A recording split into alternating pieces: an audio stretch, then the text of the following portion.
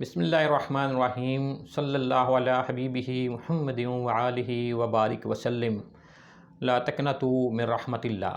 السلام علیکم ناظرین، میں ہوں حکیم عاصم شہزاد۔ آج کے پروگرام میں ہم جس اہم ٹاپک پر بات کریں گے وہ ہے مردوں میں اعصابی کمزوری، جنسی کمزوری یا مردانہ کمزوری۔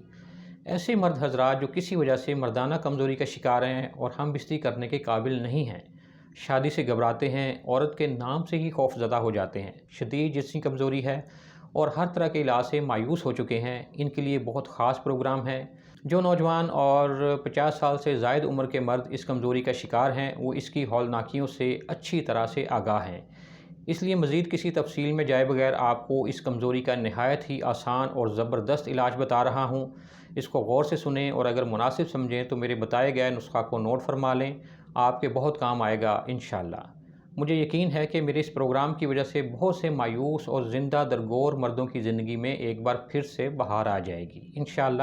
دوا کے اجزاء نوٹ فرما لیں: مغز پستہ، مغز بادام، کاجو، مغز چلغوزہ، مغز اخروٹ، یہ تمام اجزاء جو ہیں وہ 100 گرام لینے ہیں آپ نے۔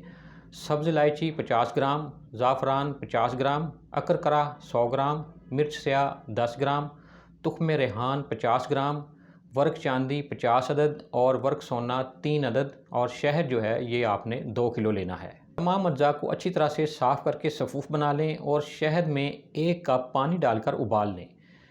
جب ایک ابال آ جائے تو یہ پانی بھاپ بن کر اڑ جائے گا اور باقی پیچھے شہد رہ جائے گا۔ اب تمام مغزیات اور ادویات جو ہیں وہ اس میں ڈال کر اچھی طرح سے مکس کر لیں۔ بہترین دوا تیار ہے۔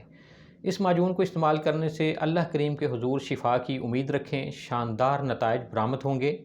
ناظرین، یہ نسخہ تیار شدہ حالت میں بھی دستیاب ہے۔ اگر کوئی بہن بھائی خود سے اس نسخے کو بنانے میں کوئی مشکل محسوس کریں تو ہمارے واٹس ایپ نمبر 0301 4466 یعنی 0301 44 66 112 پر رابطہ فرمائیں، اپنا ایڈریس لکھوائیں اور تیار شدہ دوا گھر بیٹھے وصول فرمائیں۔ ترکیب استعمال اور پرہیز کا اضافی لٹریچر جو ہے وہ دوا کے ساتھ موجود ہوگا۔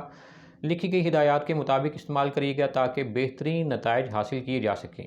ناظرین، اگر آپ کو ہمارا یہ پروگرام پسند آیا ہے تو لائک کریں، سبسکرائب کریں اور بیل آئیکن کو ضرور کلک کریں تاکہ آئندہ بھی صحت کے حوالے سے اچھی معلومات آپ تک پہنچتی رہیں۔ اگلے پروگرام میں مزید کسی مرض اور اس کے علاج کے بارے میں تفصیلی بات چیت کریں گے۔